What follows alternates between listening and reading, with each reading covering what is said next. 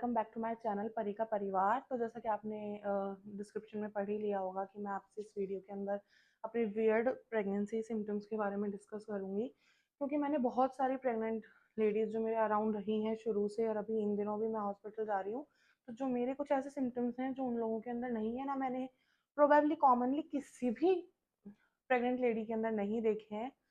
तो उसमें से कुछ 1-2 सिम्पटम्स ऐसे ही हैं जो मैं आपसे आपस में शेयर करना चाहूँगी। अगर आपको भी वही सिम्पटम्स हो रहे हैं अपनी प्रेगनेंसी के अंदर, तो आपको टेंशन लेने की बिल्कुल ज़रूरत नहीं है, क्योंकि मैं सर्वाइवर हूँ। मेरा अभी 9th मंथ चालू होने वाला है। तो एज़ सच ऐसी कोई प्रॉब्लम वाली बात नहीं है। हर किसी की बॉडी अलग होती है, हर किसी की बॉडी हार्मोन्स चेंज होने पर अलग तरह से रिएक्ट करती है। तो मेरी बॉडी बहुत ज़्यादा अलग तरीके से रिएक्ट कर रही है कुछ चीज़ों को लेकर के। तो अगर आपके अंदर भी यही सिम्पटम्स हैं जो मेरे हैं, तो आप घबराएं नहीं। अगर आपको लग रहा है कि कॉज ऑफ कंसर्न है, तो आप अपने डॉक्टर से सजेस्ट कर सकते हैं। हालांकि मुझे लगता है कि सबकी बॉडी अलग होती है, सबके सिम्टम्स अलग होते हैं। मेरे कुछ ऐसे सिम्टम्स जो मैं शेयर कर रही हूँ मैंने नहीं देखे, इसलिए मुझे लगा इसके लिए वीडियो बनानी चाहिए, शायद आप लोगों के लिए हेल्पफुल हो जाए। इस वजह से मैं ये वीडियो बना रही हूँ। चलो स्टार्ट करते हैं। ओके, पहला जो सिम्टम है जो कि मेरे लिए बहुत वियर्ड था, वो ये था कि मेरे पैर का साइज लिटरली 1 से 2 इंच बड़ा हो गया। तो पहले मुझे 7 नंबर की चप्पल आती थी। उसके बाद में प्रेग्नेंट होने के बाद में मैं जब यहाँ पे रही, तो मैंने 2 स्लीपर्स एक्स्ट्रा खरीदे, क्योंकि मेरे पहले वाले सारे स्लीपर्स हिल वाले थे और स्लिपरी थे। तो जब मैंने यहाँ प्रेगनेंसी कंफर्म होते ही मुझे मेरे गायनिकोलॉजिस्ट ने भी बोला, और मेरी मम्मा और जो भी मेरे बड़े हैं उन लोगों ने भी मुझे बोला कि हील्स नहीं पहननी है, इससे थोड़ा गिरने करने में कुछ भी हो सकता है, रिस्की है। तो मैंने 2 स्लीपर खरीदे घर के लिए, एक हॉस्पिटल जाने के लिए। तो वो मेरे कुछ टाइम सही चले, बट थोड़े टाइम बाद वो छोटे हो गए। फिर मैंने दोबारा 2 पेयर्स खरीदे। तो फिर इस तरह से मेरे पास 4 पेयर्स हो गए।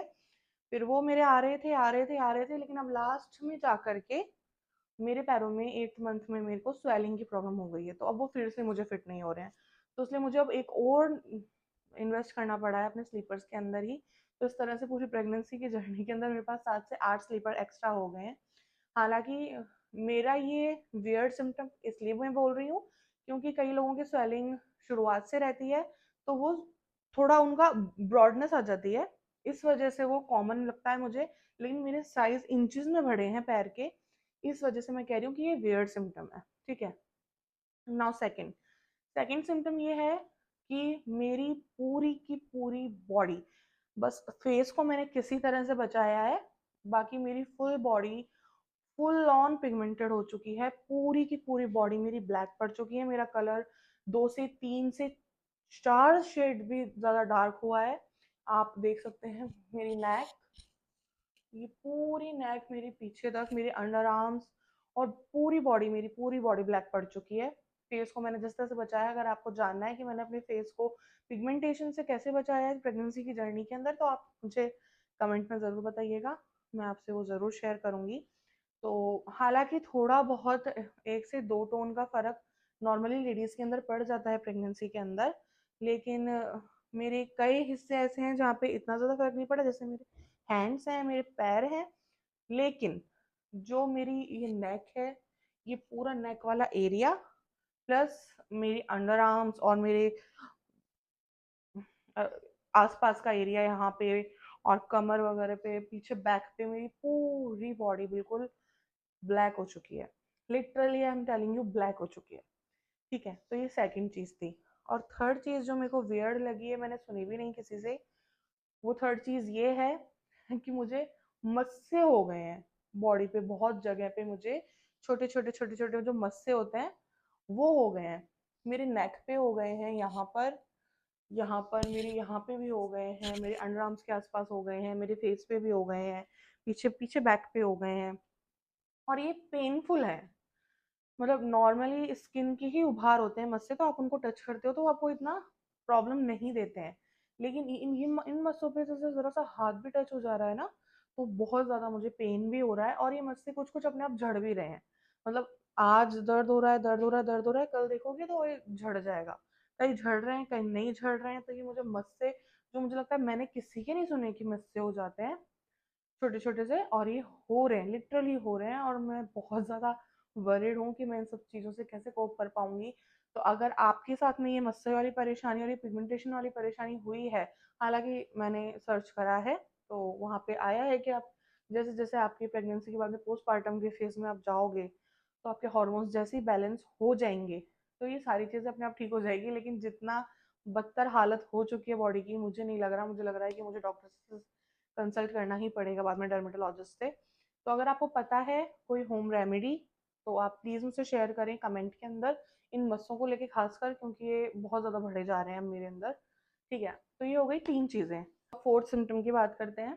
तो आप सभी ने सुना होगा कि प्रेगनेंसी के अंदर आपका वेट गेन होता है, आपकी आपका बेबी बम्प बड़ा हो जाता है, आपका पेट बढ़ता है। बट जो मेरे साथ हुआ है सबसे वियर्ड, वो ये है कि मेरी नाक भी चौड़ी हो गई है। इस पूरे 8-9 महीने की जर्नी के अंदर मेरी नाक का साइज लिटरली बहुत ज़्यादा ब्रॉड हो गया है। आपको भी पूरे फेस के ऊपर मेरी नाक ही दिख रही होगी एकदम पकोड़े के जैसी। वो इसी वजह से हुई है। अब ये श्रिंक होगी, नहीं होगी, ये मुझे नहीं पता, बट मुझे लग रहा है कि मुझे कॉन्टोर करने के बाद में भी इससे निजात नहीं मिलेगा अगर ये सही नहीं हुई है। मेरा फेस ऑब्वियसली स्वेलिंग की वजह से और वेट गेन की वजह से, जो कि नॉर्मल है प्रेगनेंसी के अंदर, तो मेरा फेस थोड़ा सा फ्लफी हो गया है, आई नो। बट जो मेरी नोज है वो बहुत ज्यादा चौड़ी हो गई है। आप देख सकते हैं बहुत ज्यादा चौड़ी हो गई है। मैं उसके साथ में, अगर आप चाहोगे तो अपनी पुरानी फोटोज लगाऊंगी, आप खुद अंतर देखना कि कितनी ज्यादा चौड़ी हो गई है। ये बहुत ज्यादा चौड़ी हो गई है इसके अंदर। तो ये भी एक बहुत ही अजीब चीज है जो मैंने नोटिस की है मेरी प्रेगनेंसी जर्नी के अंदर। तो बहुत, इसलिए मैं कहती हूँ कि सबकी बॉडी अलग तरीके से रिएक्ट करती है। मेरी प्रेगनेंसी के अंदर मेरी बॉडी का बहुत कुछ जा रहा है। आई डोंट नो कि मैं कैसे इससे कोप कर पाऊंगी, बट लिटरली मेरी नोज चौड़ी हो गई है, मोटी हो गई है, और मुझे बिल्कुल अच्छी भी नहीं लग रही है। आई डोंट नो कैसे ठीक होगा। ओके, तो अब आगे चलते हैं अपन नंबर 5 की तरफ, जो मेरे लिए बहुत वियर्ड था। तो मेरी प्रेगनेंसी कंफर्म हुई फर्स्ट मंथ, तो ऑब्वियसली आपको पता ही नहीं चलता है जब आपका पीरियड मिस होता है। उसके बाद में आप टेस्ट करते हैं, उसके बाद में आपको कंफर्मेशन होती है कि आप प्रेग्नेंट हैं। हालांकि मेरे डॉक्टर ने मुझे फर्स्ट मंथ से ही टमी पे लगाने के लिए लोशन प्रिस्क्राइब कर दिया था। बट वही वाली बात है, आपके घर में आसपास में बड़े लोग होते हैं, आसपास में 10 ज्ञान देने वाले लोग होते हैं। तो उन्होंने मुझे बोला अभी से थोड़ी स्क्रैच मार्क्स आएंगे, अभी नहीं आते, चौथे पांचवें महीने में जाकर के आते हैं। हालांकि फिर मैंने सर्च भी करा, इन लोगों की बात सही थी, इतनी जल्दी स्क्रैच मार्क्स किसी के भी नहीं पड़ते हैं। बट मैं डॉक्टर के जाके आई, उसके 3 से 4 दिन के बाद ही, मतलब मेरे 1 मंथ, मतलब मेरी 5 और 6 मंथ की प्रेगनेंसी भी नहीं हुई होगी, और मेरी पूरी बेली स्क्रैच मार्क्स से भर चुकी थी। जबकि मुझे कोई आइडिया नहीं है ये कैसे हुआ, क्योंकि इतना दिमाग सब में होता है। हम इस जनरेशन के बच्चे हैं, हमको अपनी बॉडी से इतना ज़्यादा प्यार है, हम सब ब्यूटीफुल दिखना चाहते हैं हर वक्त। तो मैं जैसे ही कंफर्म हुआ, मैं वैसे भी स्क्रैच नहीं करती हूँ, बट स्टिल मैंने स्क्रैच नहीं किया। मैं सबको अभी भी यही बोलती हूँ, कोई भी मेरी बात नहीं सुनता है। लेकिन ये एक अजीब चीज़ थी जो मेरे साथ में हुई है। मेरी पूरी बैली पे स्क्रैच मार्क्स हो गए हैं, कि मेरी पूरी बैली फर्स्ट मंथ के अंदर, मतलब सेकंड मंथ के अंदर आते आते ही पूरी बैली मेरी स्क्रैच मार्क से भर गई थी। हालांकि मैंने इसके ऊपर कुछ भी हाथ वाथ नहीं लगाया था, ये अपने आप हुआ है। मैंने पढ़ा है कि ये जेनेटिकली भी होता है, बट इतना ज़्यादा होता है, इतना तो मेरी मम्मा के भी नहीं है यार, लिटरली नहीं है। मेरी पूरी बैली भर चुकी है। आई डोंट नो मैं कैसे ठीक करूँगी इसको। ठीक है, और एक नेक्स्ट जो चीज़ है वो ये है, जो मेरा मुझे वियर्ड सिम्टम्स लगते हैं मेरे, उसके अंदर ये है कि मेरे हाथ छोटे हो गए हैं। पहले मेरे हाथ बड़े थे, अब छोटे हो गए हैं। पैर छोटे थे, बड़े हो गए हैं। हाथ मेरे बड़े थे, लिटरली अब ये स्वेलिंग की वजह से तो नहीं है, बट मेरे हाथ के अंदर जितनी क्वांटिटी पहले आती थी वो अब नहीं आ रही है। तो आई कंसिडर दिस कि ये हाथ मेरे छोटे हो गए हैं, बहुत ज़्यादा छोटे हो गए हैं लिटरली। अब आई डोंट नो, बट क्योंकि इस वाले उसका वीडियो का नाम ही ये है कि मेरे वियर्ड सिम्टम्स क्या क्या थे, तो उसके अंदर यही सब है। अगर आपके भी ऐसे कोई वियर्ड सिम्टम्स हैं और जो मैंने आपको बताए उनमें से कोई मैच करते हैं, या फिर मैंने जो प्रॉब्लम आपको बताई है उससे रिलेटेड अगर आपके पास में कोई भी सॉल्यूशन है, तो मुझे कमेंट में करके ज़रूर बताइएगा। मिलते हैं अगले वीडियो में। Okay, bye.